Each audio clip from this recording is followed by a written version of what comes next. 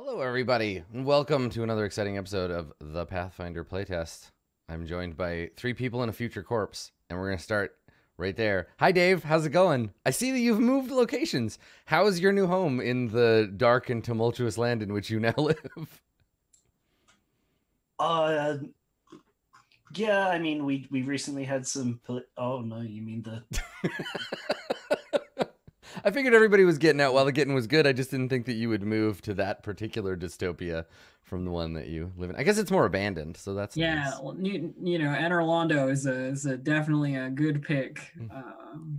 Yeah, I was I got it kind of cheap. There were some infestation problems. God-eaten monster. I solved it though. Managed to save myself some cash. So now look at all this space I have. Yeah. So much real estate. The upkeep is ridiculous. How much it costs someone with the safety equipment to clean all the spires and stuff. It's nuts. Yep. I always thought that Anne Orlando was like the most nice looking place, but also the most obnoxious because you can't enjoy the view without getting an arrow to the eyeball. Like, it's just not, you're like, oh, look at all these lovely spires and bridges and buttresses, and then you just get shot in the face with a Turns out arrow. the Black and Silver Knights are like totally okay with you as long as you're the legal owner of property in the city. Right. So they're the guys sitting on their front porch with a shotgun telling you to get off their lawn. I understand. I see. Yeah, when you like go to a few neighborhood watch meetings and like get on the committee and stuff, they're kind of nice. Like aggressive and xenophobic, but like hearts in the right place. So not too different from the country you live in now. Yeah. Actually, everyone in this country is an idiot. Yeah, that's fair. That's fair. Whatever, 51.7% of the population are an idiot. On the plus side, and this was so nice for me, the entire post show. Dave was being very excited about. Now they've left the screen, but Dave was very excited about Cat's cat, which we hadn't really seen much on stream before, and yet continue not to. But this was very good. Dave is a cute pet connoisseur. I love. Yeah. I love cats. She'll be around. She's currently stalking around, like trying to decide which wire she wants to eat today. Have you ever had that like as an actual problem, like with a pet unplugging something in the middle of your using of it, or like chewing through something important? Yeah, so far the worst it's been is she really loves this one. Like, never had a problem with a pet doing this before, but Crow loves my soundboard. She's like enamored with the levels going on up and down on it. So right. I've been recording and she's turned on like the reverb, and everybody's just been blown out by that. That's always fun. I'm just imagining your cat like with headphones on, just putting the paw on the EQ and just being like, no, Yeah. You need more in the mids. Come on, what are you doing? Need a little more reverb on that. Professional sound engineer cat. I like it. That's good. I'd watch that anime. Well, I'm glad that everybody's feeling better, and we can all come back and play. Dave, what have you been up to for real? You haven't moved anywhere. You've been playing any video games? Yeah, I've been playing a lot of stuff actually. Yeah. I'm still kind of post-Christmas where I've got so many games I could be playing all the time, but most of the time playing Final Fantasy. They did Blue Mage, which was really fun for. It's interesting and it's a cool idea. The implementation was pretty off though. Yeah. This is FF14. It is, yeah, the MMO. Well, one of the MMOs. Mm-hmm. It's cool because you get to learn all the abilities from the monsters and all this stuff. But then for some reason they decided, instead of it being, well, I thought it would be an opportunity to revisit the old zones, get people out into the world, repopulate it and stuff. Mm-hmm. Most of it is all locked behind content, like the max level, the level 50 content, and it's a job that can't conventionally access them. So you end up in parties of 8 people, 4 people on their blue mages trying to learn a thing, 4 people who are 20 levels over what is supposed to be face rolling it, and you just do that over and over again. You're on one half of the group. Then some people leave because they're dicks and they don't want to help the other people, and then you swap over. MMOs. Bad implementation. Cool idea. So that's review of the Blue Mage. Excellent, thank you. You've been playing Final Fantasy like consistently for a long time, right? Like that's an MMO that you kind of like, because I know there's like bursts of WoW time. Like I think we all go through that with him, but you've been playing Final Fantasy, it seems to me, like for a while. Hey, yeah, I'm sort of at the point with it as a game where, despite being an MMO, I am pretty much done. I have every job leveled. I have every job geared in the best gear that's possible to make. Done all the content at least once. So this was hopefully going to be a revitalizing thing, but then you finished it and that's it. Yeah, I hit level 50 on this new job in a day, and I was like, oh. Yeah. Well, I mean, that's the thing. Like they'll keep making content and people will keep playing it, and some of it will be a hit and some of it will be a miss. Like it would be cool if we could just make it that every single game is the best, but unfortunately that's not how it goes. What's that, Adam? Not every single video game is the best? Yeah, in fact, and this is a big revelation, I know, many video games, perhaps most video games, not for everybody. I'm just going to put it out there. Most games probably you won't enjoy, but you might enjoy some games. Speaking of enjoying games, Elf, I want to ask you, because we talked about this at the beginning of the week, how's that Dark Souls going? I saw you playing that yesterday. It's going pretty well. I've made a fair amount of progress. There's some weird stuff that I wasn't sure if it was intentional or not, like mod-wise, where I was like, am I supposed to be dead? I don't really know what's happening. Right, so you're playing, for people who don't know what you're up to, what do you, to explain this Dark Souls situation? So I'm playing a Dark Souls mod that changes like all the enemy placements and like boss situations and like basically the progression path through the game, in terms of like some stuff is way harder than it usually is and some stuff is way easier, in like it wants you to go a certain direction, basically. And that direction is not the intuitive direction you have learned through playing Dark Souls 1,000 times. It is the opposite of that. It's called Daughters of Ash, if you're interested in checking it out. But I kind of got stuck, and I was like, what do I do? You know? And I was like, well, I have these other paths that I could go down, and I went down all the way to the bottom of the frickin' bone zone, you know? The sludgy bone zone. Yep. You know that I do. Yep. And I'm like, okay, well maybe it'll be gated off like it is in the real game. I haven't got the Lord Vessel. I haven't done all this stuff that would like require, but no, it was open. And I'm like, oh, okay. I just dropped down there. I'm like, okay, this is gonna be Grave Lord Nito, right? Like it's gonna happen right now. Nothing happened. Nothing at all. And then I'm like walking around the zone, and then there's Nito, but he's sleeping in a coffin. And I'm like, oh, you're asleep. Okay. It says I can loot you, so thanks for your soul. Okay, cool. Like leave. And as I'm leaving, this boss fight initiates with this NPC, Grave Daughter Sharon or whatever, who's like, you can't just take shit, basically. Stop bugging my dad. And then we fought, and I'm like, I'm gonna win. And then she dropped my health to 0, and I was like, fuck, I'm dead. And it didn't kill me. It went, she's stolen back the soul. And she continues to steal your souls as she like reduces your health again and again and again. And you don't die. You have to beat her. Like, right. You just lose souls. But it's one of those situations where you're like, is this broken, or it's like playing a Bethesda game. Yeah, I had no idea if it was broken or not, but it's fine. But that happened. That was great. And then I was like, okay, well, I still have the death soul, right? When I got out of the area, and I'm like, looking in my pockets. No death soul. Great. Okay, well, that was a huge waste of time. Guess I'll go back and see if I can just take it from Nito again and win that boss fight this time. I go back, it's like, it's blocked off, motherfucker. I'm like, oh, no. I only got one chance. Yeah, well, that's the fun of playing a familiar game where all the pieces have been rearranged. And I've been thinking about this since we were talking about it earlier in the week. Okay, I got an idea for a reality TV show, okay? So every episode, every week, they get a volunteer, they get a person, and they go into your house, and they move all your furniture around. They take everything you own and they put it in a different place than it normally is. Then they go into all your electronics and they change all the settings to like a different language, and they like mess all that stuff up. And then they got to watch you try to like get through all your day without any way, because you don't know where all your stuff is, and you're. I hate this. Right, but that's the video game that Elf is playing, right? It's like messing up with Adam. That's right. Yeah, it's gonna be the worst. We're just gonna take all your stuff.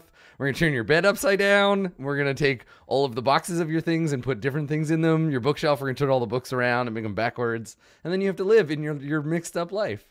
Yeah. Change all your phone contacts. It's gonna be great. Speaking of other difficult games that are not mixed up, maybe I started playing Hollow Knight on. Oh, cool! Switch, I've heard that's really good, and it's so fucking good. Yeah. And it's so good that I have to stop playing it and start again on stream soon and do it there. Yeah. I'm gonna do that. It's real good. The aesthetic is like so good. I've heard nothing but good things about it. Anybody else played that game besides Elf? Yeah. Yeah? Did you like it, Dave? You thought it was good? Dave with a dissenting opinion. Really? Oh, interesting. Okay. Everything took entirely too long. I don't know whether I've not hit a part where it starts pacing itself, but it's very slow. Interesting. Okay. Intentional? Yeah, right. And that's the thing, right? Is it like that on purpose, or is it like, I think it's a fascinating thing about playing a game is trying to figure out, because I can't play a game without looking at it and being like, what is the designer trying to do? What's going on here? What's happening? Look, all I have realized about it is it has cool boss fights, the music is really good, and the atmosphere and aesthetic are like perfect. So I'm looking forward to playing through it. Well, I will say this. Elf. I'm excited for you to get a chance to take a look at the new set of Magic cards, because there are many distracted elf juggalo girlfriends in it that I think you will quite enjoy. Yeah, so go check that out if you're looking for some good aesthetic. Yep. The Mominatrix is Queen Juggalo girlfriend, and I think you're gonna like some of the stuff the right does this. Yeah. Sounds good. Yeah. Josh, what have you been up to? You've been playing games? You've been doing fun things? Every time that we do a stream, you're somewhere different, and it's very exciting, and I can't wait to see where you'll show up next. Yeah, one day I'll be back at the place where I pay rent. Right. Next stream, it's just me and Josh in the same. Yeah, right. I was gonna say, just do the walk on. Yeah, so I'm in San Antonio right now. I'm gonna be speaking on a panel at PAX South. Sick. It's tomorrow at 2:30. Yeah, I was like, I think I'm speaking at a panel at PAX South. I have no idea. But yeah, so yeah, I'm staying down here with a friend for the weekend, and thankfully they are also they're also gamers, so they had like a webcam and a headset and all this different stuff, and so yeah, I am appreciative of being at a place where I can actually do this well. Yeah, that's always nice, being able to do the thing remotely. You're like, cool. Well, I haven't done this. Andrew, another person we played a bunch of games with, also did that, where there was several weeks where they were just like somewhere different, and they're like, "Yep, hi, it's me. I'm in Oakland now," and we're like, "Cool." Yep, it's trippy. Last weekend. I was up in Seattle for OrcaCon. Which is a tabletop but a diversity focused tabletop convention in Seattle, and that was a really good show. I'd never done a tabletop convention before. It did make me wonder though, and I guess I should ask you folks, because you are more tabletop-y than I am. Are there organizations or groups that specifically cater to training or prepping DMs of color? Because I'll tell you what's hella intimidating is not being a big tabletop person and then walking into a room of almost all white faces and not knowing if I could sit down at a table where they're playing Star Trek and somebody will refer to me as Geordi, and then I have to just deal with that. Which actually happened to me at a game of Artemis at a meetup in the Pacific Northwest. I was like, you didn't actually take the time to get to know my actual name before you called me. I just didn't know that could happen. I wasn't prepared. Yeah. But anyway, yeah, is that a thing? I don't.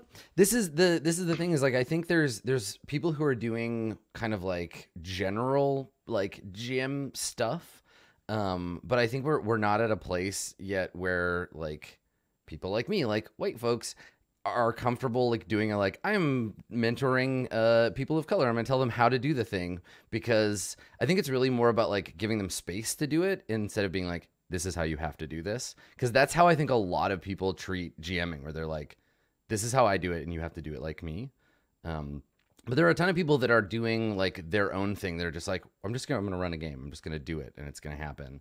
And then supporting those people and then making them like an example and be like, look, you can do it. And there's lots of different ways. But I don't know of any group, doesn't mean they don't exist, that is built for that sort of thing. Which to me means that it's time to make one.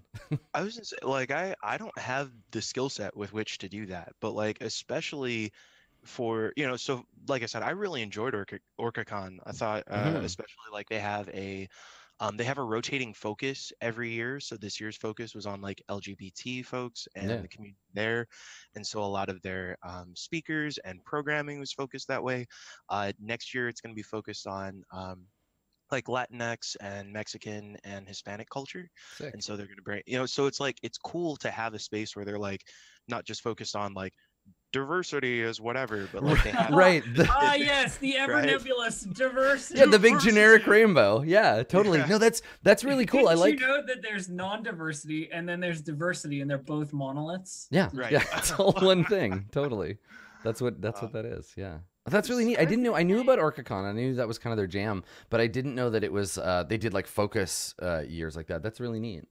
Yeah, it's a cool show, but it's still like, I remember looking at the Adventurers Guild, the like D&D Adventurers Guild or whatever, and I don't know how the like administration for it works, but there were just like all of these tables, and I was just like, I don't feel ready for this. I'm sorry. Yeah. Like there's too much going on. Dissonance brings up that there is a POC role players meetup in Seattle, which is awesome. But I do think that like specifically sort of those dynamics of not just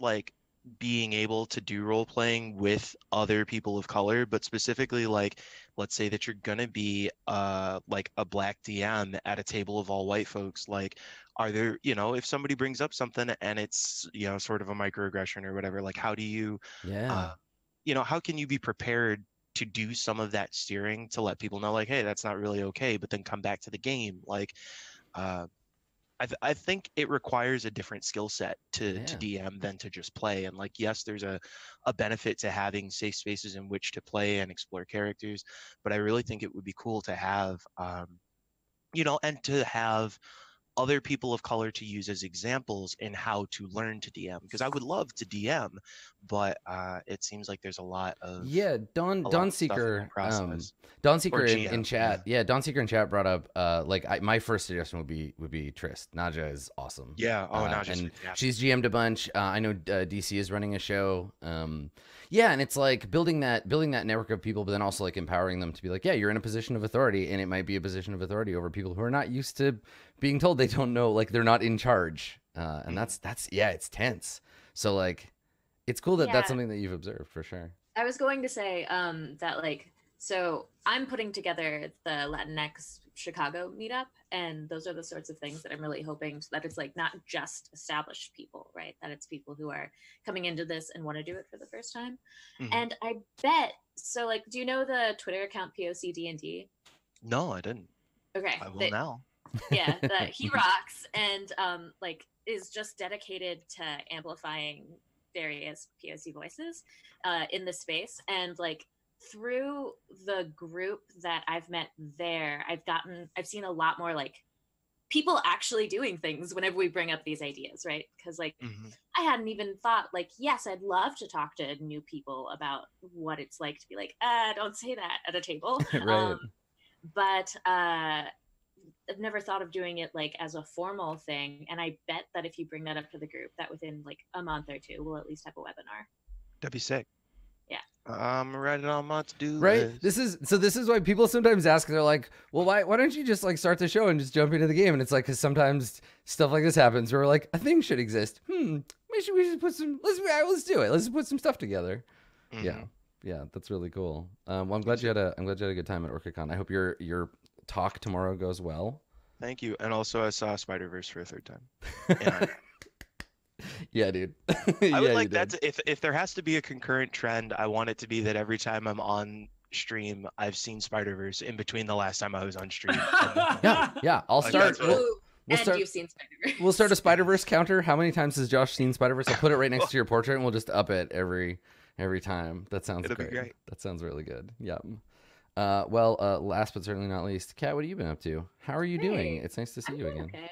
Thanks. It's nice to be here. I have been up to having a lot of migraines and trying to keep current on my podcast. And other than that, I don't often do this, but I started playing a video game. Ooh, video games. I know about them. What video games did you start playing? I finished Detective Pikachu, which I have mixed feelings about, and I am into Persona 5, which is a game that I've wanted to play ever since it came out. It's just carving out times for video games is so I'm just like in heaven. Phantom Thieves are my thing, so I'm just like for someone with not that much time, Persona 5, you're going to be playing it for a very, very long time. Yep. Yeah, you'll be playing it forever, but that's good. That's great. There's a lot of good stuff there.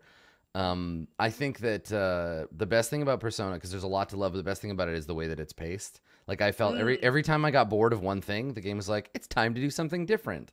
And that's rad. That was I really haven't cool. gotten bored yet. We'll see what happens. But so far it's still I haven't collected all of the students yet, so it's like getting introduced to their stories and doing my little Pokemon thing, and it's great. Yeah.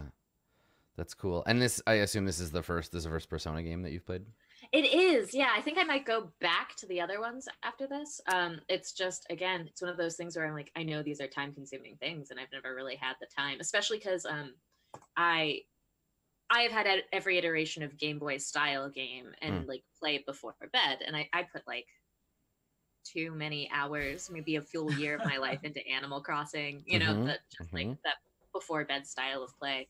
So doing it on a console is way different, and I'm trying to I'll put this time into Persona, and then I'll go back to my handheld style play and play Dragon Quest. So that's what I'm up to. That's so cool. Yeah, it's always exciting when people are getting into. I know a lot of people had this feeling when I played Persona 4 on stream for the first time. I'd never played a Persona game before, and I know a lot of people were really excited about that. And now I've become one of those people where I'm like, ooh, somebody's trying Persona for the first time. That's so cool and neat. Yeah, this is definitely the best one to start me on, because Phantom Thieves are my thing, and then also my favorite colors are black, white, red, and yellow, and then they just did that. They got so they got me real good. Yeah, there's some stuff in Persona 5 gameplay wise that is they do every time there's a new Persona game. There's more quality of life stuff that goes into it. So if you do go back to 4, there will be things where you're like, why doesn't this work like it does in 5? This is slightly more annoying. Yeah. But I think the story and the graphics and stuff, they hold up pretty good. Those two games at least. I haven't gone back to play 3, even though that's the thing. People are always like, you should play 3, go play 3. And I'm like, I don't know. I don't know if that's too far back down the lineage, but yeah, you have many more hours of exciting Persona ahead of you, and that's really cool. I'm gonna make a note to check in next time I talk to you. I'm excited to getting to talk about my very behind the ball experience on this. It'll be fun. What is the last character that you added to your team? Who is the right now? I only have Goemon, the art boy. Okay, cool. Matthew Mercer. You got Matt Mercer. Good job. Okay, cool. Good. So you haven't encountered my favorite character yet. Oh, I'm so excited. Cool. See, that's the thing. It's like somebody watching a movie that you've seen a million times. You get to experience it through other people's first stuff. Yeah. Cool. Well, I'm happy for you. That sounds good. Dave, have you said your prayers? Are you ready? Are you ready to die?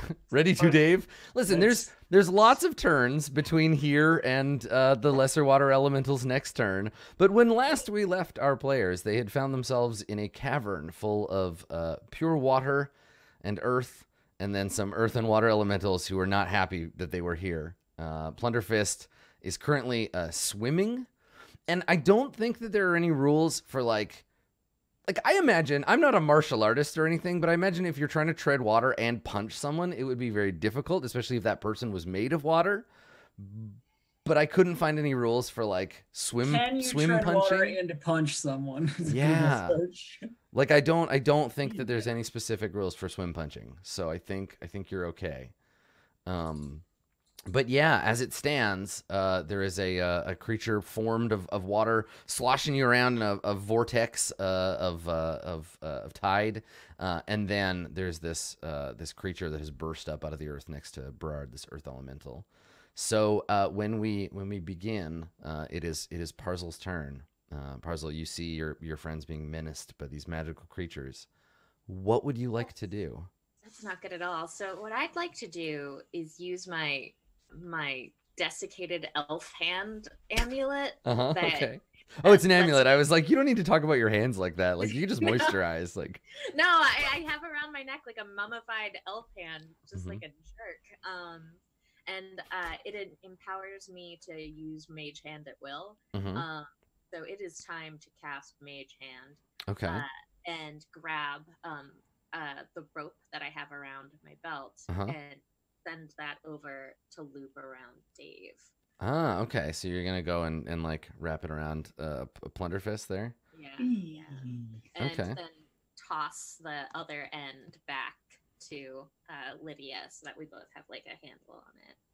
Okay, so you want to pull plunderfist through the water towards you. That's the attempt. So I have like 2 turns that I spend casting and getting it wrapped around him, and then like with my final action, can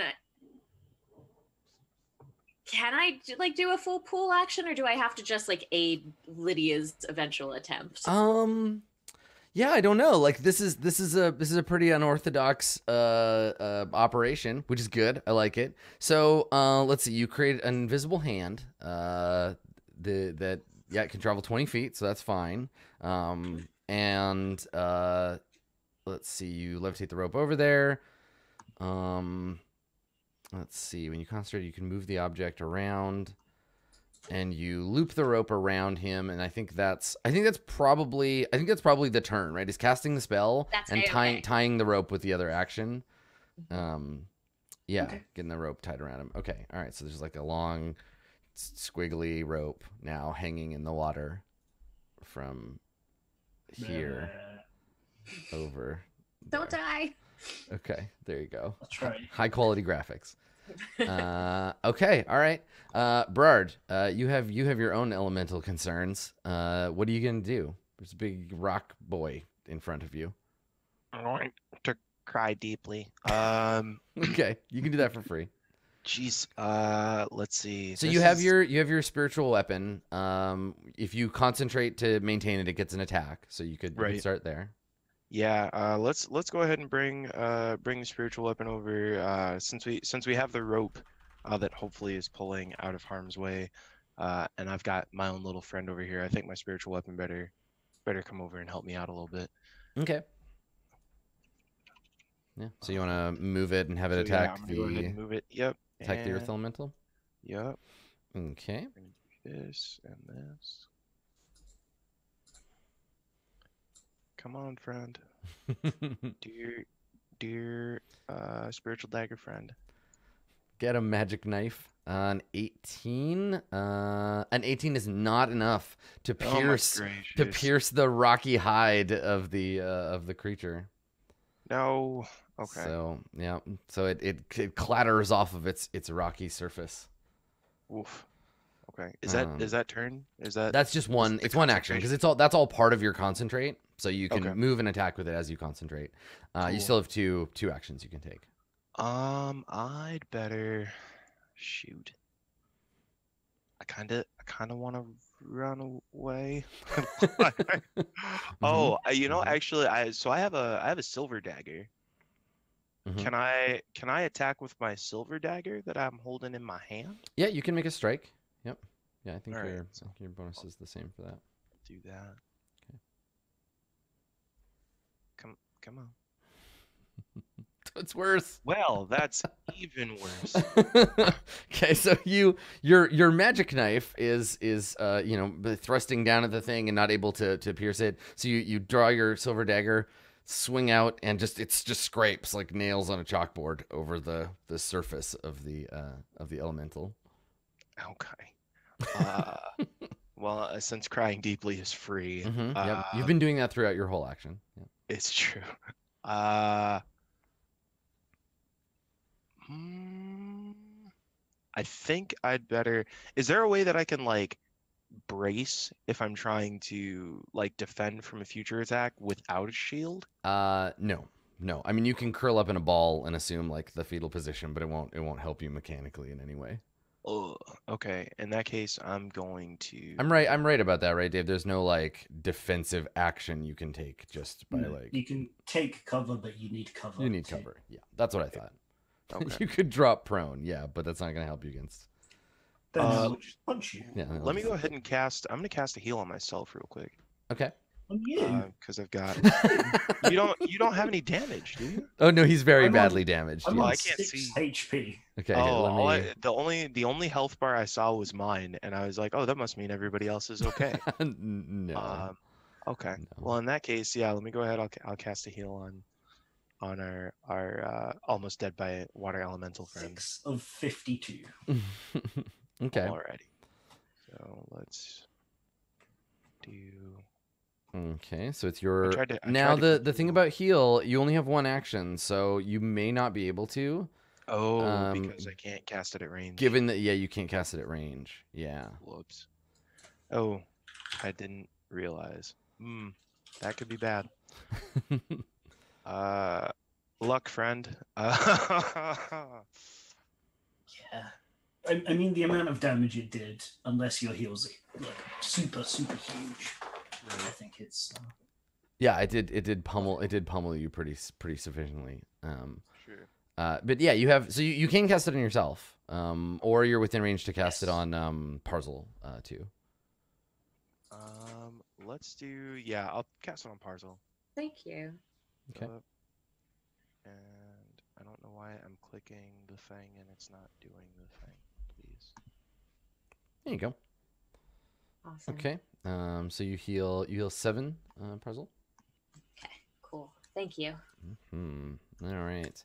That was a bad heal. All right, Lydia. It is your turn. You see arrayed before you the various quandaries of battle. Rope. I have a rope that I got given by Parzel. Yep. Can I like yank that to try and get our friend out of danger? Yes. Like I think there's. I mean, it's that or just shoot my crossbow with a regular. Right, and that's the thing is there's no. I don't think there's any particular rule for like pulling a rope that your friend is attached to the other end of, who is also in water, and how far you can pull. You mean they didn't plan for this? I know. How are we supposed to make Blunderfist water ski when we don't have rules for how fast difficult it will be if it was quicksand as well. I want to. Well, and that's the thing is like I don't want you to be able to pull him so fast that he would just rise up out of the water and just like slide across the surface, right? It's only 6 seconds, but like pulling the rope should move him theoretically. Let me look because there is like a vortex. Yeah, let me know. Yeah. It's less choosing the action and more knowing what how far to like allow the move. So yeah, let me look at, and also the elemental has a like a vortex effect that is like actively pulling Plunderfist towards them. Oh, interesting. Because I was gonna say, would it be like a strength check and then figuring out what that correlates to in terms of squares? Yeah. It's gonna be an athletics check. Yeah, it'll be an athletic. Let's do an athletics check to resist the vortex pull. And if you succeed, you'll be able to move Plunderfist along the rope. I think probably like 10 feet seems reasonable to me. More if you crit. Sounds good. Here we go. Okay. 16? A 16 is not enough to escape the vortex. No! The rope snaps tight, and like you're like pulling on it as hard as you can, but he's being like washed in towards I think at this point I'm just like, fuck this, drop the rope, shoot across. He just dropped the rope at your feet and then start shooting. Okay. What target are you firing at? The water elemental. I'm going Okay. to drop the rope. I imagine that pull was like the athletics check was one action, Adam? Yeah, I think that's fair. Yeah, because you were handed the rope. So then I'm going to mark the water elemental. I think it's already marked. Is it already marked? Yeah, that's what Okay. I've been using the little yellow token. All right, cool. for it, Well, so. then I'll just shoot it then. Okay. All right. Put you. Nice. 26 for 6. Okay, 26 damage. I'm just gonna check and see if it's resistant to anything. It is not. It's not 26 damage. It's just a 26. Yeah, it's attack. 26 to hit, which is definitely a hit. Yep. And it takes 6 damage. Okay. All right. I'm not really sure how you use a crossbow bolt to hurt something that's made of water, but here we are. It's a magical universe in which anything is possible. There's probably an organic part in there somewhere, and then Right. I move and reload. Okay. All right. So, the lesser water elemental, there's only one good target, and it's already in the water. So the vortex of water swirling around you, Plunderfist, takes on a hardened edge and makes an attack. So a wave crashes against you. So let's see if it hits. Survey says No. Fuck off. Holy shit! No! Goodbye, Plunderfist! so. Oh. Plunderfist is Oh yanked underwater. More like Underfist. And he's gonna take 48 plus 12 damage. What? So I'm fine. Don't worry. I'll live. you take 26 damage. Okay. Unconscious. You're pushed 5 feet.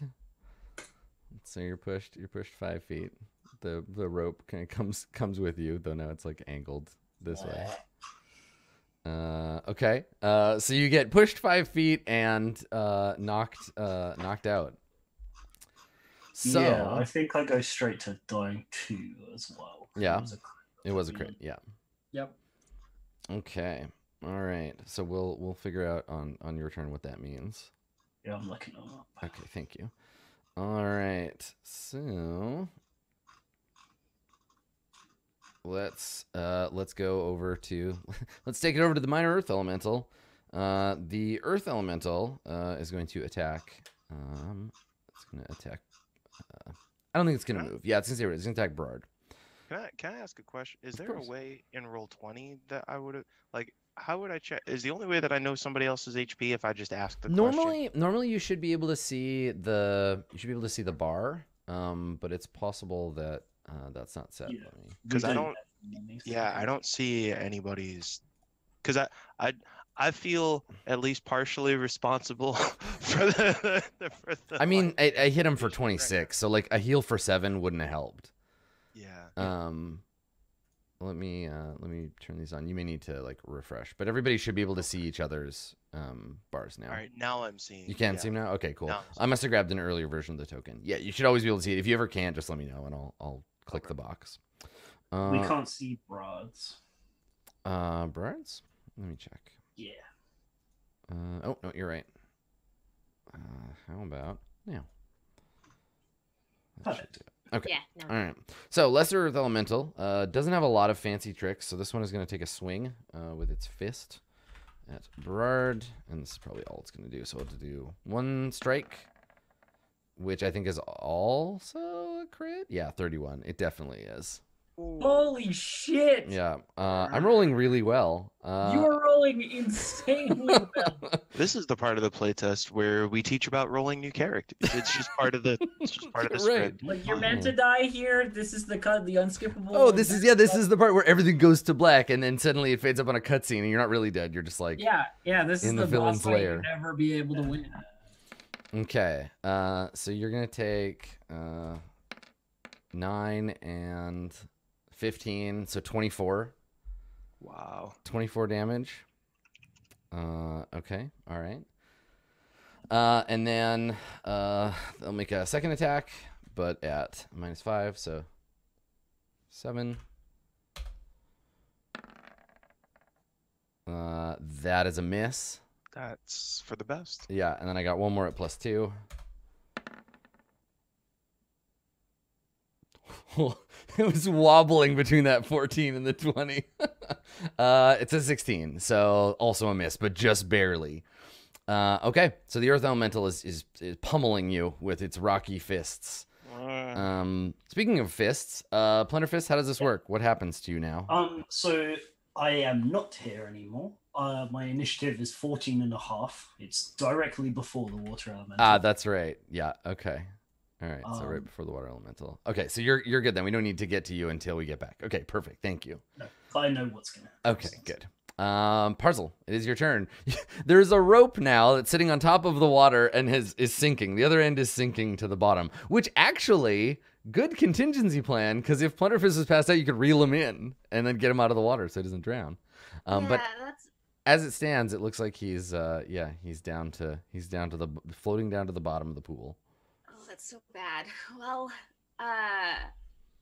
it's great that today I trained lying instead of athletics. No, it's perfect. All you have to do, you can use your deception skill. Just say, Plunderfist, it's gonna be all right. Yeah, you can turn to me and be like, I got this. Plunderfish. I love it. So I guess I'm going to use one of my actions to attempt to reel him in. Okay, yeah, you wanna pull him in? I really don't want our friend to die. Okay. So, oh, nope. No. The vortex is too strong. You're just like pulling on the rope, and he's just like getting sucked down to the bottom of this vortex that has formed around the elemental. That sucks so bad. Yeah. Let me see. So when you fail to move against the vortex, what happens? It pulls you. Yeah, pulls you towards the elemental. So you're back. And you're back here. So it just sucks you down to the bottom underneath. Yeah, you're getting sloshed around pretty good. Okay. And then let me just make sure I have enough actions to do this one. There we go. Yeah, I do. So then I'm gonna cast Flaming Sphere over on top of the minor Earth Elemental. Okay. All right. That sounds good. Try to get it away from Bard. Let me get you a Flaming Sphere here. Okay. There's so many good Flaming Sphere options. Let's use this one. Okay. And you want to just like conjure it right on top of him? Yeah. So it's an 18 save. Okay. What kind of save? I assume reflex. A reflex yeah. to avoid it. Okay. All right. So let me jump back to the Earth Elemental. Not his best save. Reflex. Oh. Not his surprising. I think no one in that case. All right. What's the DC? 18. No. He fails. He fails. Yay! Right, so he takes full damage. Okay. So that is.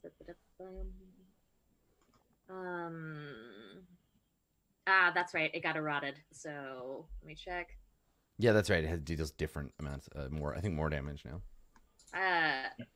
Not that. This. So 46. Yeah. Nice. Yeah, do it.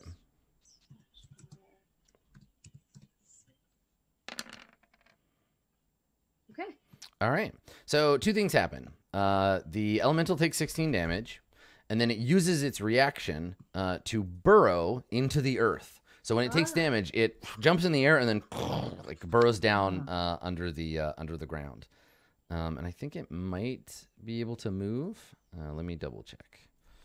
Let's see. When he takes damage, it burrows, doesn't trigger reactions. Okay, cool. Yes. Yeah, so he burrows down into the ground. Yeah, that makes sense. I'm gonna leave.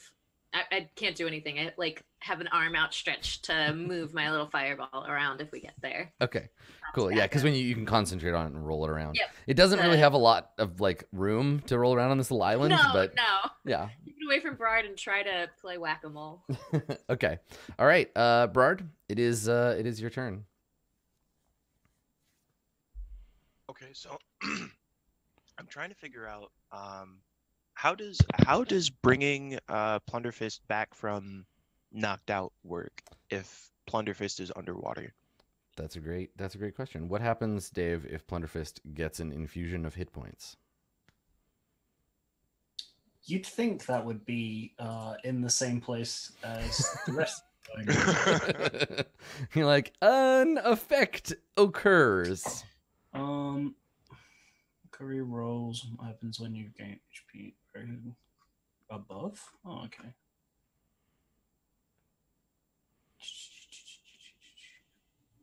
I'll take a look too. So dying 295. If you return to 1 hit point or more, you become conscious. So I assume giving me hit points takes me to 1 hit points above. Do you track negative hit points, or is that not a thing? No, I don't believe so. Okay. Yeah, I don't think it is either. Down 1. Yeah. So you get the hit points and you wake up, basically, right? Like now Yeah, do you keep dying? Like not like you continue dying, but you keep the dying 2 that you had before? Until you rest, right? You gain wounded. That's right. Oh wounded, yeah, wounded, yeah. Okay. So that's what would happen. Yep. Okay. So so I can use pardon me. I'm gonna use my channel energy because I'm a cleric and can do that to cast heal, and it casts at heightened because I can cast it as a level 2. And then let's see, yeah. So the healing would then increase by 2d8 since I'm using the 2 action version, right? Because because you have to use it to do the range. Yeah. Okay. So then, so it should actually be 3d8 plus 4. Yeah. Okay. Yeah, That sounds right. That sounds right. All right. Do I owe Cat a d8 then? If it would normally have healed that before, but that was the one version. Yeah, because you weren't casting it at range. Well, it says though heightened +1, the amount of healing or damage increases by 1d8 or by 2d8 if you're using the 1 or 2 action. Oh, it's 1 or 2. Okay, then yes, yeah. Go ahead and roll another d8 for Parzel. That rocks. Thank you. Yeah. Yeah. Nice. That's good. Okay. Cool. Hooray for reading. It's fundamental. Back up to full. Yay. There we go. All right, and then I'll roll. I'm just gonna do roll 3d8 plus 4.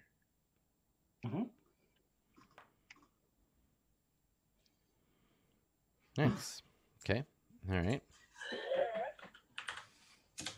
All right. So take a deep breath of life-giving water. I'm drowning. Yeah, there's probably some spluttering. Ah, yes, drowning. Yeah, you're currently 10 feet underwater, but you're alive. Your lungs are not happy that they just like sucked in a little bit of water, but then you like hold your breath, and on your turn you can like kick back up to the surface or whatever. Sweet. Okay.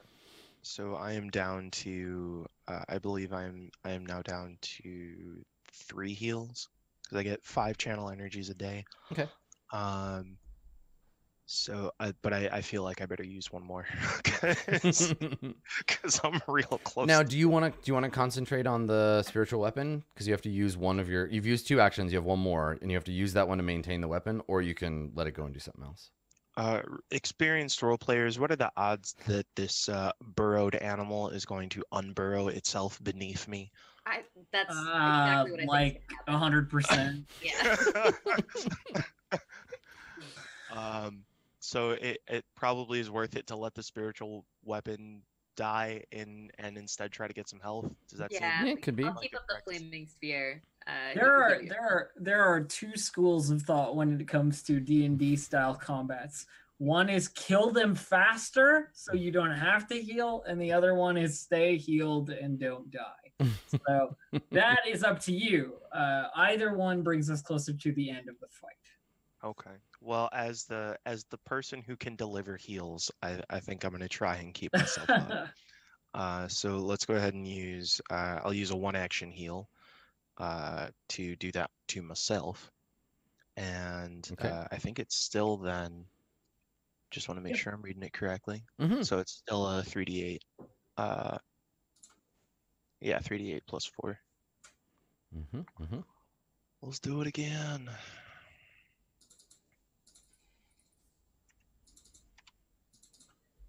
Cool. Nice. All right, healing all around. Excellent. All right, Lydia, it is your turn. It's time to shoot water elementals with crossbows. Do it. Get them. Patwang. Hey, nice. 13. Nice. Okay, good.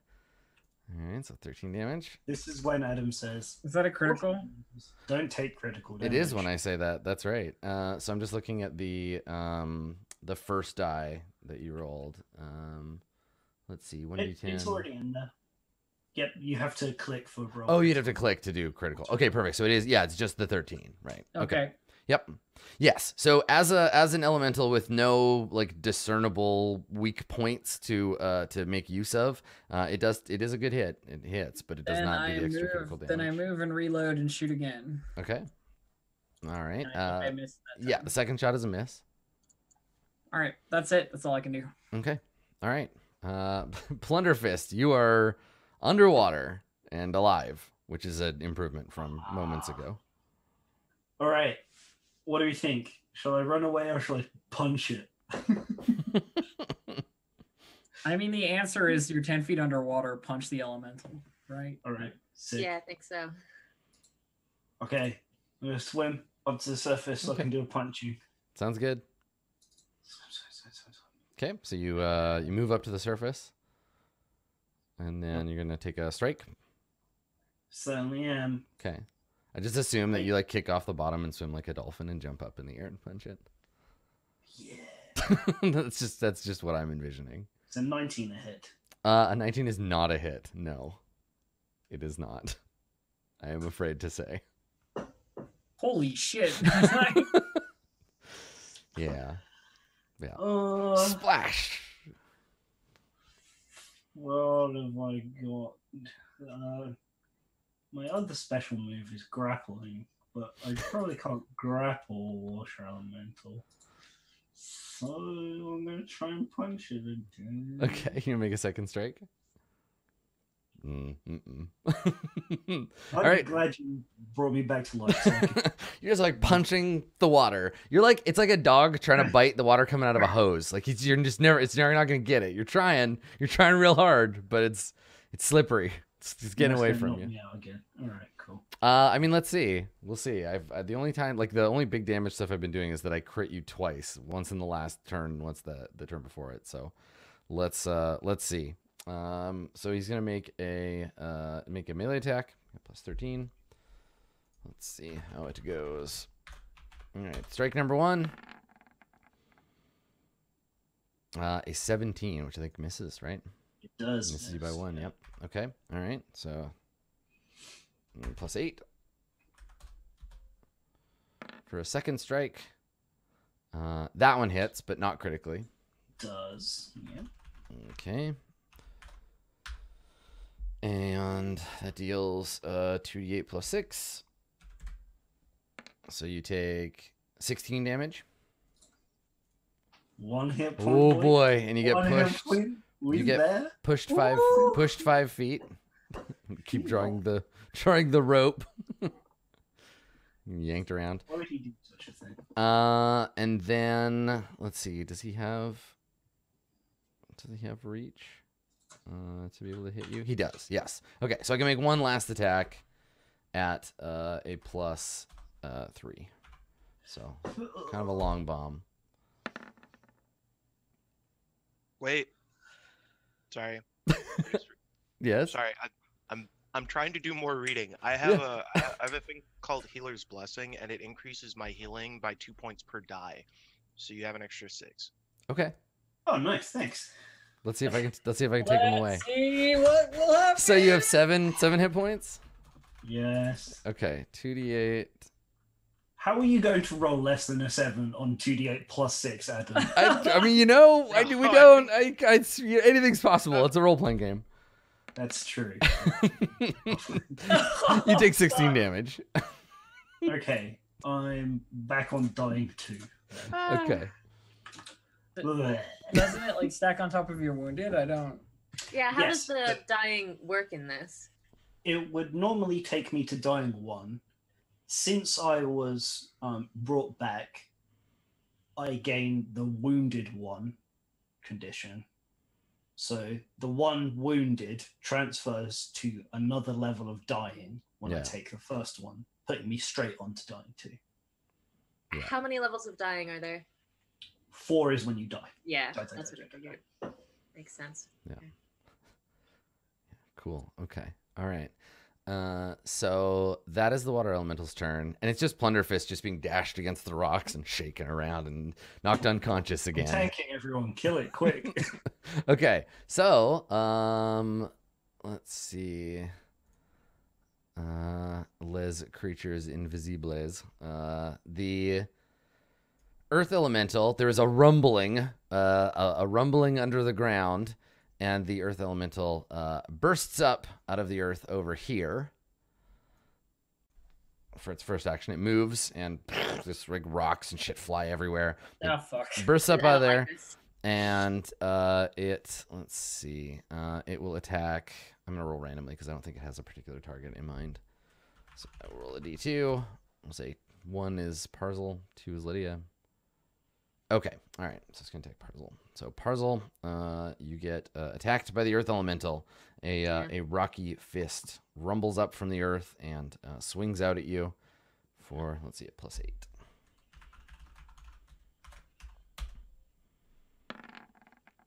And it is a miss.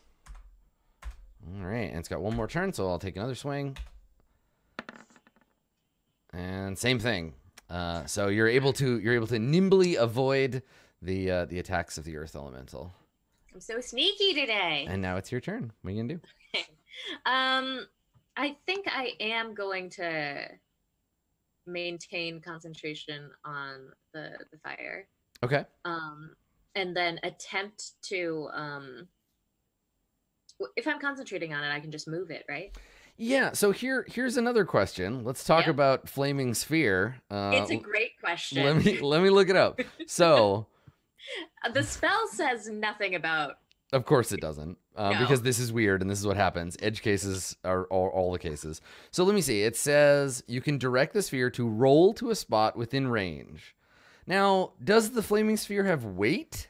Can you roll it on water? Right? Is it a Jesus sphere, and can it simply roll across the surface of the water, or does it sink into the water, creating a tunnel of eternal steam because it won't go out? Like it's magic fire. If it's anywhere in range, and the range is a square, then the flaming sphere can fly. But it specifically says roll. Fly. It says roll to. It would roll through there. It doesn't have to have. Why would they use the word roll though? Why wouldn't they just say move? Like rolling implies it's rolling across a surface. Nah, it's fine. It's fine. I'm making an. I would say this sounds like an opinion call and not you're not basing this on any technical thing. Because like it's sitting on a little like piece of land and there's like the bottom. So would it have to go across and down and into the like that? And then across the bottom and up to the other side? Doesn't make a lot of sense now, does it? Right, but it doesn't make any sense if it... Yeah, it's like the word roll. Like, and it's also, it has no weight because it's fire. But like...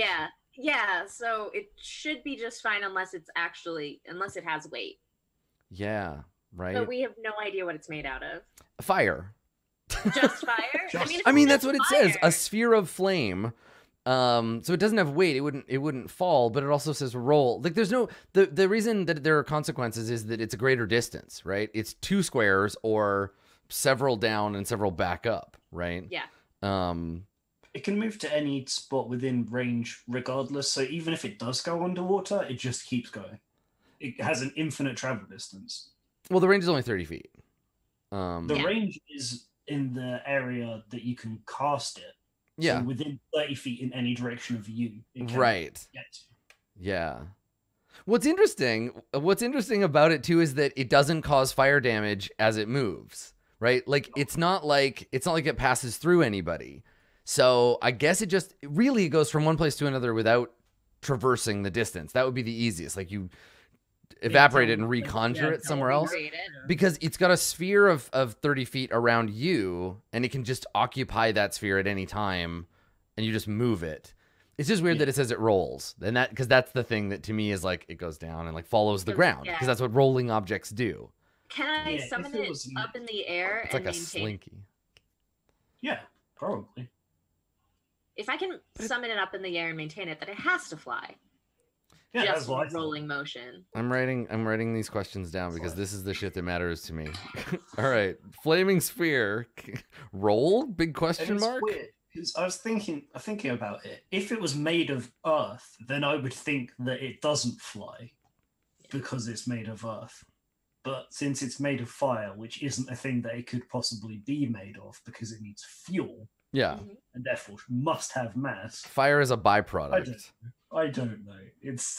I think it teleports though. I think it teleports. Or flies. It doesn't tell me that it has to be ground adjacent. No. So it can be in the air too, I think, if that's the case. Like I think it's just a weightless sphere that can just be wherever you want it to be. The sun rolls across the sky. I don't think anybody would say that, but I understand what you're getting at. Okay, yeah. So you can just move it from one place to another within 30 feet. Okay, it spins through the air and goes to where the flame elemental is, Or the earth elemental? or the earth elemental. Okay. Get him. So it makes another reflex save. Yeah, it does. Yeah. Okay. All right. So, and to counter a point in chat, the ancient Egyptians said the sun rolls across the sky. The ancient Egyptians had a lot of weird ideas that didn't turn out to be that factually accurate. Yeah, didn't it roll across the sky by being pulled by some horses? So I mean, like, questionable whether or not that was. Wait, wasn't it the Greeks? You guys don't know about the celestial. You guys don't know about the celestial horses? Come on. No, Josh is correct. That was Greek mythology. My mistake. Yeah, no, it's the one of them is like it's the sun is a ball being pushed by a dung beetle. What is that? I can't remember that one. That's some like very old like idea of how the sun worked. Sun pushed by dung beetle. Yeah. That's definitely a thing. I can't remember whether that's a real mythology or a fake made up one. No, I mean that's all a real mythology is fake and made up, but Egyptians was the dung beetle. Okay. Yeah. All right. So let me roll this saving throw, which is maybe the more salient point here. This guy's got a plus. Is it a reflex save? You said. Yeah, it's a reflex save. All right, that's a plus 4 for this guy. All right, here we go. Ooh, almost, but no dice. Haha, haha. So. Okay, so yeah.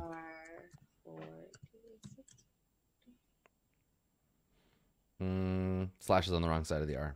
Close up.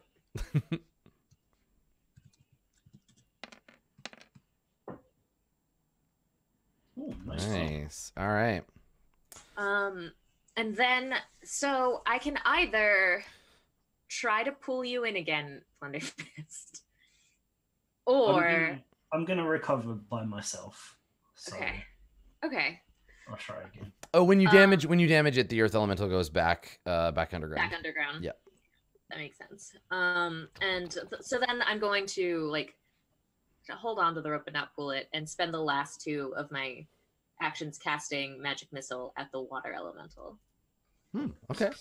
Yeah, good choice. So QQ. So that is 2d4, I believe. Let me Isn't just it do. Slightly more because you use 2 actions. It's normally 1d4, I believe. Little magic missile. Let me check. Yeah. I'm actually right near Is there. it So. 1 missile per action? That makes sense. Yeah, for each component you add, increase the number of missiles you shoot by 1. Each one is 1d4 plus 1. So 2d4 plus 2. So 4, 5, 6. 6, yeah. Okay. 6 damage going at it. Oh. All right. Cool. Okay. All right. Brard, your turn.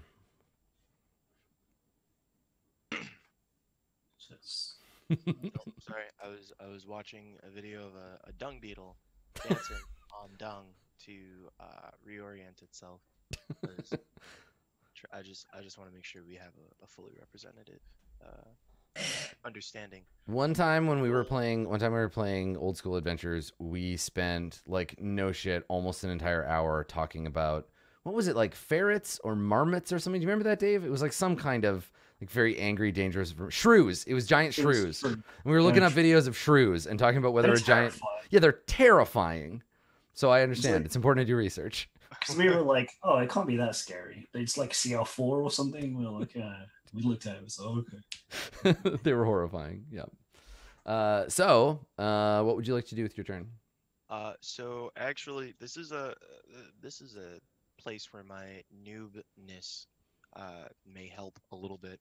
So I didn't totally understand the nature of channel energy versus spell prep. Okay. So one of my second level spells that I prepped was heal. Okay. So I actually have, but I also found out that we got errated.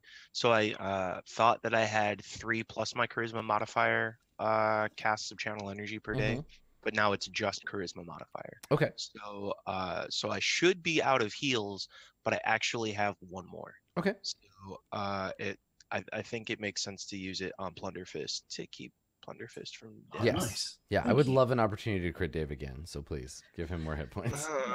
Yes.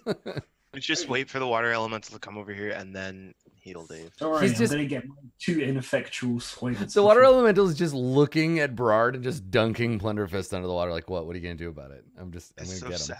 sad. This one's mine.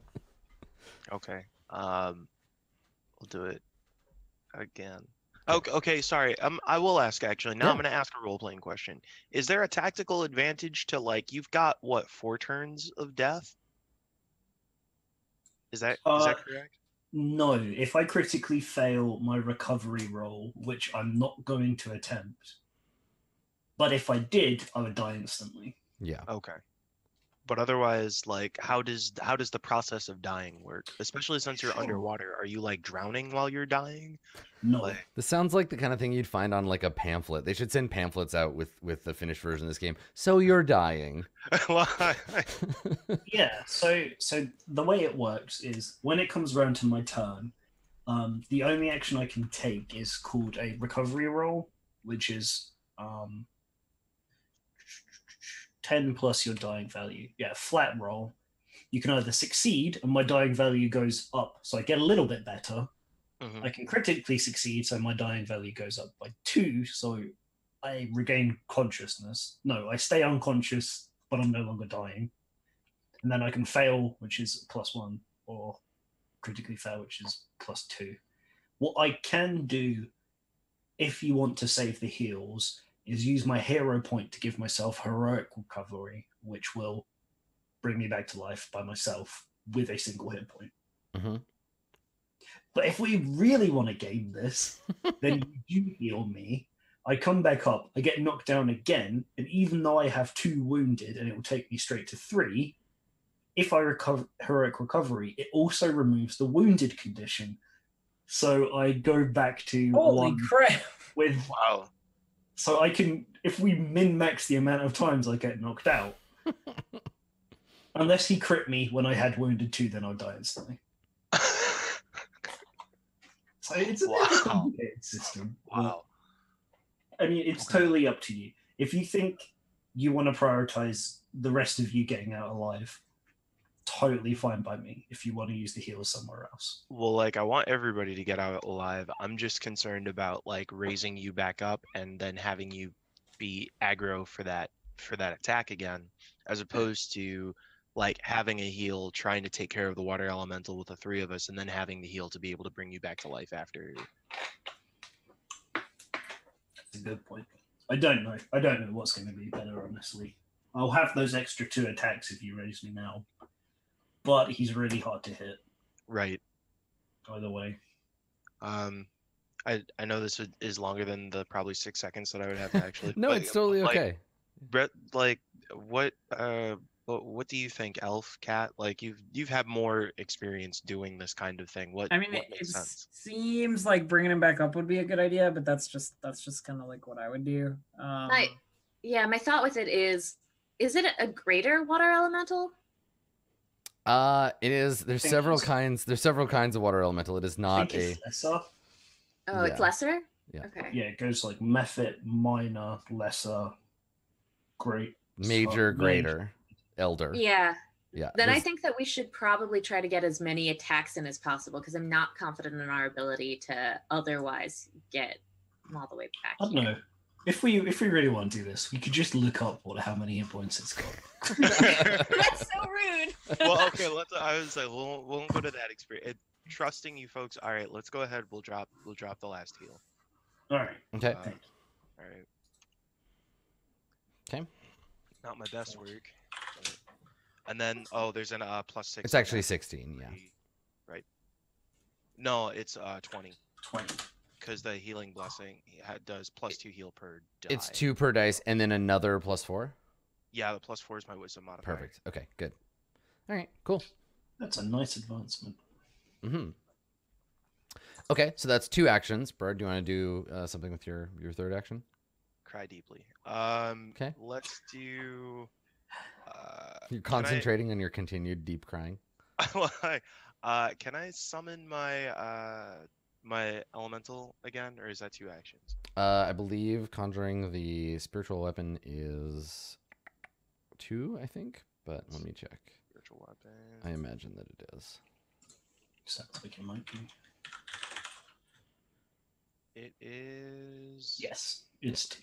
Yeah, it's 2. Somatic and verbal. Yep, you've only got the room for 1. Okay. In that case, let's see. Let's go back to our cantrip. you could give that rope a yank if you wanted to move Plunderfist, but I think he wants to get closer to the thing anyway. So right. So let's go ahead and there's no prep. I don't know what I can really do for 1 action. Wasn't there something that? Oh, go ahead. I was just going to say you could move back here because my fear with this earth elemental is that it is made to grab us and throw us into the water. So like I don't want that to happen to anybody. If we're all back on the mainland, there's a better chance that it won't. Okay. That's my thought. No, I'm happy to. But my internet connection cut out, so can you say that one more time? I'm happy to do whatever it is that you just suggested that I didn't trust hear. Your judgment. I do. That's... I just I thought maybe you could move back to the mainland. Okay. Yeah, so let's do that. Yeah. Okay. Okay. And I guess you can just pass through the fireball because it's not there unless you end your turn. So that's cool. You just run heroically through the ball of fire. Isn't the fireball to the left of me? It was right. It was like right here. Oh, I've got it still showing up as over here. Oh, weird. Nope, it definitely isn't there. It's right there. But yeah, you can move over here if you want. That's fine. Okay. All right. So yeah, you hop over the little gap and run over to the other side here, where the earth is all sort of churned up, where that elemental was. Lydia, would you like to shoot the water elemental with your crossbow? I have but a single move. Okay. It is to shoot. Ka-pew! I fire at the water elemental. Yeah, do it. I believe. But you hit it. 13 damage. Nice. And then a second. I have to move, so I guess. Ready to reload. Move, and then I shoot it again. Okay. Can you move a single foot? Can you just? No. No, you have to move at least 5 feet. So the second one is a miss. Okay, well, Yeah. First one hit. That's all I can do. Nice. Okay. Plunderfist, once again, you are recovered. You are still within the swirling vortex of the elemental's power, and you have a rope tied around your arm and neck. And then you swim over there. Okay. Yeah. All right. It's not much of a life preserver. Stupid thing. I'll punch you. All right, do it. Big punches. Hey, oh my there you go. god, I've done it. You actually hit the thing. Nice work. It's a good round for everybody. Is it dead? No, it's not dead. Is it bloodied? That's not a thing. Oh, yeah. Is it bloodied? Doesn't have blood. 4th edition? It's made of blood. Punch again. Do it. So close. All right. Flailing away at the water elemental, Plunderfist heroically does a battle. It is now going to attack. Trying. It's going to attack you. It's going to attack you, and let's see if we can knock you out again. No. We got a plus 13. Don't crit. Here we go. Just don't crit. Great fail. 22. That hits. Okay, so 2d8 plus 6. Deals you Again. 19 damage and pushes you 5 feet. Again, yanking the rope further away. Welcome back to the ground. Yeah, and now it's going to take one more hit at you. So 13 plus 8 for a second strike. Gets a 20. Good night, sweet prince. So you take another... This is not good for you. You take another 15 damage. Okay. As you get smashed around.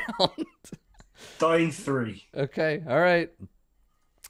The earth elemental travels under the ground and then bursts forth over here. I moved your sphere just so I can move, but bursts up over here and it's going to attack Brard with a fist attack. So let me see how it goes.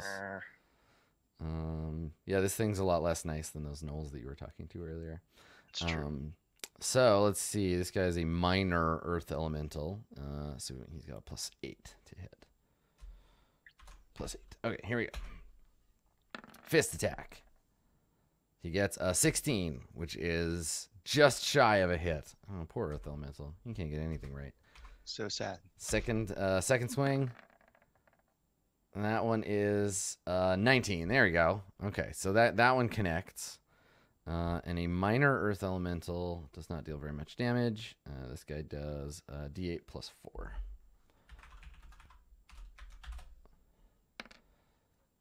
Okay, so you take 10 damage from a elemental. So he moved, and then 2 strikes, and that's it. Parzel, would you like to roll the fireball over him again? Okay. Yep. All right, the fireball rolls one on move top of him. That works. Yeah. All right. So with his terrible reflex save, he gets a 17. Oh, one shy. All right, roll that damage. Okay. 13. Let's see. That is the end of the earth elemental.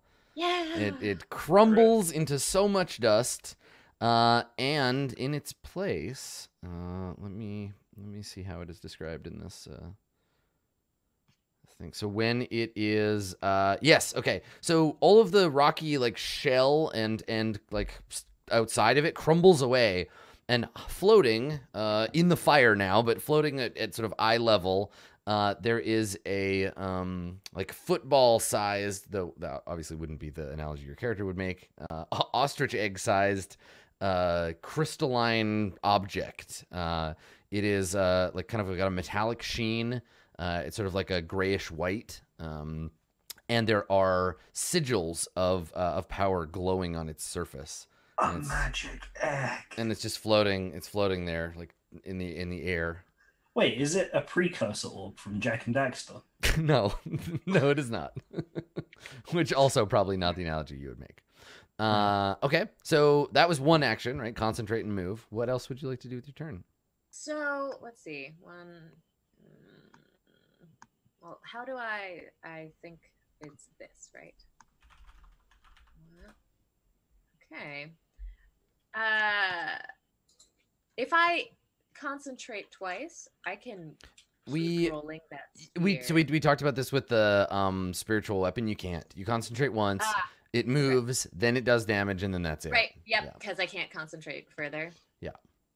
All I could do was concentrate to get it twice to get to the max distance. Cool. Yeah. So then,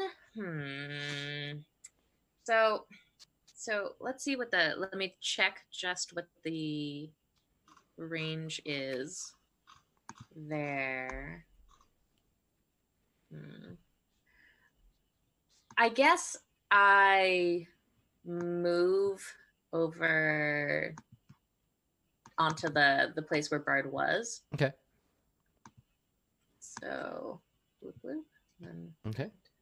and then let me make sure that this is fine. There's a damp length of rope lying at your feet that trails into the water. Okay. I stand on it. And, Right, so he doesn't drift away. Good. Yeah.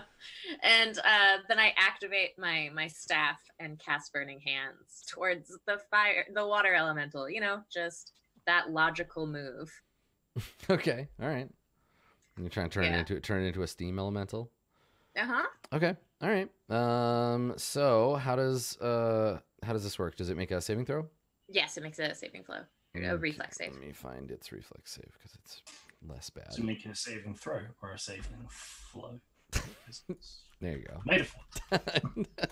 Okay. So this thing has a little bit better reflex, but I did not roll very well, so I got a 14. Cool. So then it takes 3d6 fire. Okay. All right. Get flamed. Nah, 2s. Okay. So, let me see. It is resistant to fire, and resistance just reduces the amount of damage it takes, right?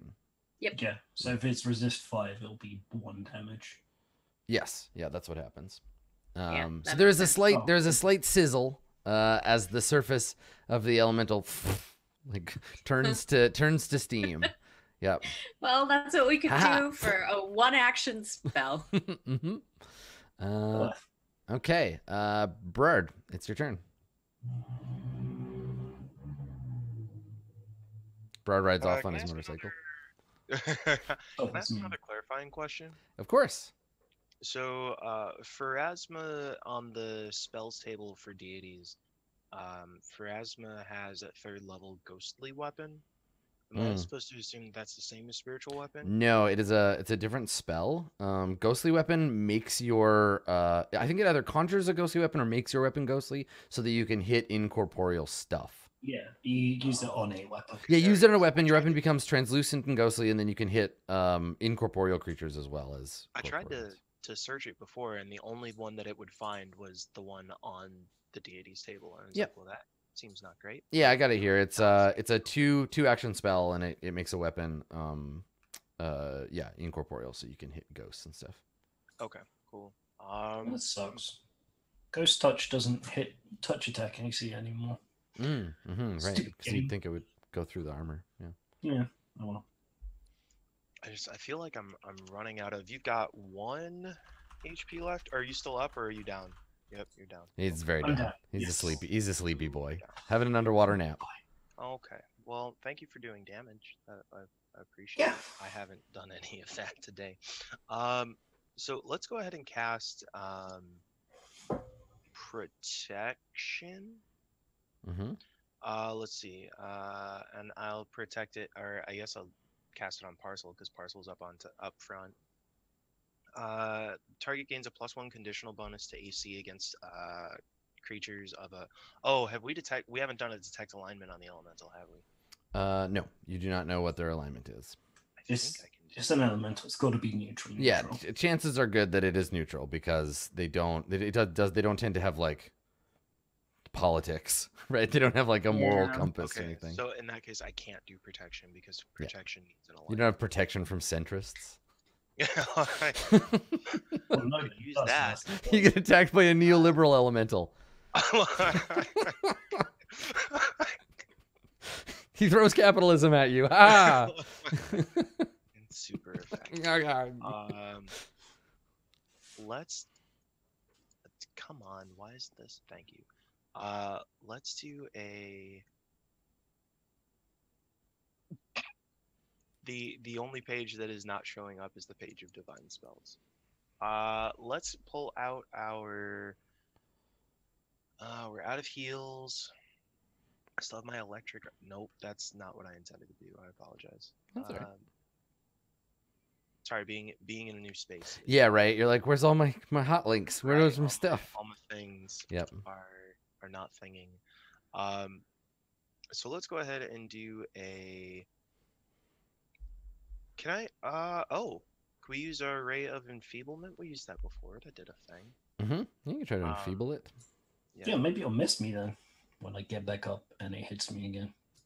That would be nice. Okay, so let's attempt a ranged touch attack against the target. If you succeed, creature attempts a fort save. And if you crit succeed, then it treats the result of its fort save as 1 degree worse. Okay. It takes enfeeblement. Right, so is that just a d20? It's going to be plus your normal like spellcasting attack bonus. Okay, and that's wisdom, so +4. Yeah, plus your normal like proficiency, like whatever you normally use. Let me scroll back up and look. It'll be 8. Yeah, it's 8, right? Because it's 4 plus. Yeah, this is like whatever. Whenever you cast the spell, it's that. Gotcha. Yeah, so d20 plus 8, which is pretty good. Yes.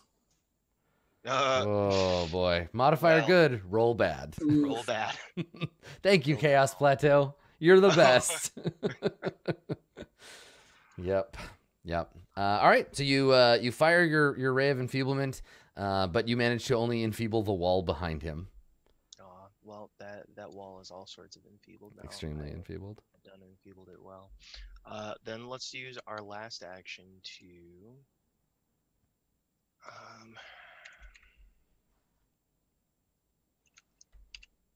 Buffing is hard. Mm-hmm. This is difficult. Let's do a. I can't do that because it would have to be ranged.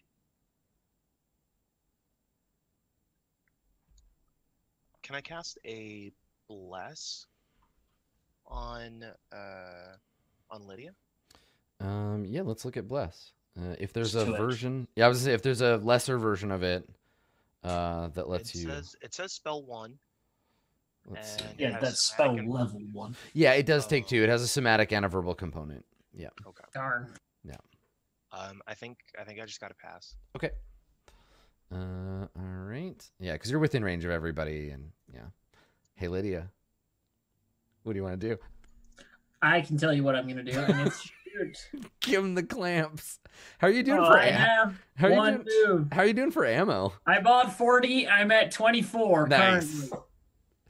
Nice. So that's a miss. Okay. And then that's 5 damage. Nice. Okay. Assume I moved 5 feet and then the 10 feet back to where I was standing. I like how Lydia's move is to just like wiggle around and like shoot guns.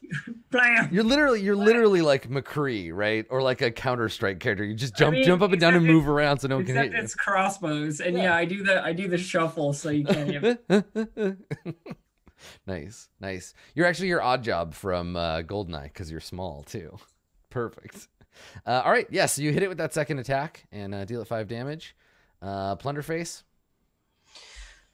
All right, I'm going to use my face to heroic recovery on myself. Okay. I go back to a single hit point. Okay, good. Welcome back. And that's one more wounded condition. And that's your action, right? No. Oh, it just happens? You just spend it at the beginning of the turn? Okay, all right. I get my turn. Okay. Come here, Come here, you. You tap water. You tell him. Shit. Yes. Nice. Okay. There you go. All right. So you hit him for 11. Good. How is it not dead yet? It's been hit like 100 times. He's still alive. He's still very much alive. Well, I'm not gonna be.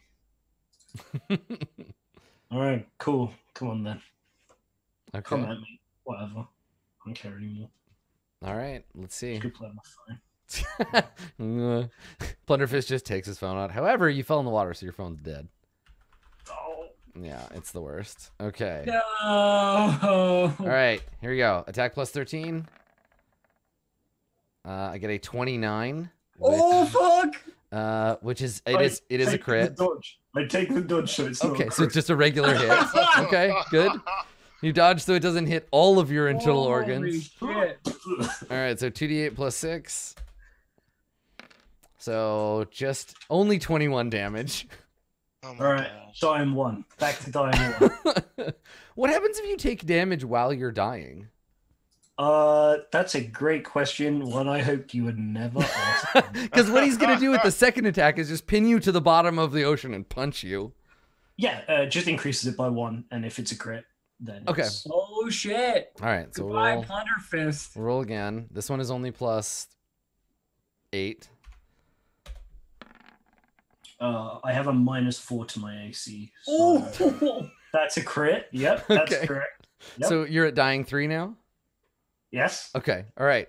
So basically what happens is you all see Plunderfist get like rush up, take a swing at the thing, tear his fist through it, and then the thing just flows up, picks him up, and then slams him into the surface of the water, drives him down to the bottom, and it's just like fire hosing him to the bottom of the pool. I'm shooting as fast as I can. Now the earth elemental is dead, so you don't have to worry about that thing. So Parzel, it is your turn. Yeah, okay. So I'm gonna keep concentrating and zoom my fireball across, and it just makes it with the 30 feet. So Oh, it doesn't have 30 feet move. It's a 30 feet aura around yourself. Yeah, anywhere it can and I be can anywhere move it within 30 feet anywhere of within you. that. Yeah. Oh, okay. That's Again, the confusing thing, it doesn't actually move because it just is where you need it to be within well, 30 it just feet of rolls you. through the air. It's fine. Right. Okay. That's- Right. It gets so a spiritual dung beetle appears and backwards leg pushes it across the sky and it lands on this guy. Yes. There's a great Yes, billow of spiritual steam dung beetle. starts up. Mm-hmm. So it makes its reflex save. Okay. All right. So reflex. Oh, save. hold on. Yeah. At the start of I forgot. At the start of my turn, I have to do this. At the start of my turn, I do drain arcane focus and get back my magic missile, Okay. Cool. and Yes. then I concentrate. And then you move you concentrate and move the thing. So it makes the reflex save and it gets it. So is it half damage? Yeah, it's half Okay. damage. So That's a crit success, isn't it? Oh yeah, because your DC is 18, right? it's 18, Yeah. which might mean that it doesn't take any. Yeah. Hold on. man. It just says success. It doesn't have crit success. Okay. Oh, okay. Nice. That's good. Yeah. Okay. So it takes half of that -5. So So it takes 1 point. of 1 damage. Yep. One point of damage again. Great. And then I ping it for 2 with magic missile. So 2 magic missiles. yeah. Okay. Depends on how you roll. You might be able to do it. He's getting pretty beat up. Nope. Ooh, 4 nope. damage. 4 damage. Okay. But each Darn one it. No, but each one gets a D4 +1. +1. It's actually +2, Oh, that's right. It's 6. That's right. It's 6. Which is exactly how many hit points it had left. And it dies. The Holy magic crap. missiles strike the thing and it like dissipates. The sudden whirling torrent of water vanishes, and floating just over the surface of the water is a blue glittering crystal glowing with arcane runes. And the other one was clear?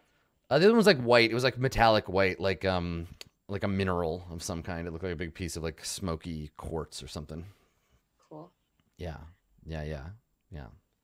So, so let's take a break. Let's take a break here. Combat is over, but Plunderfist may still yet drown. We'll see. I think I can do something. About Yeah, so we'll Okay. plan and plot and think on it on the break. We'll be back in just a couple minutes to rescue Plunderfist, or not. Don't go anywhere. We all cheer. Plunderfist drowns. All right, we'll be right back.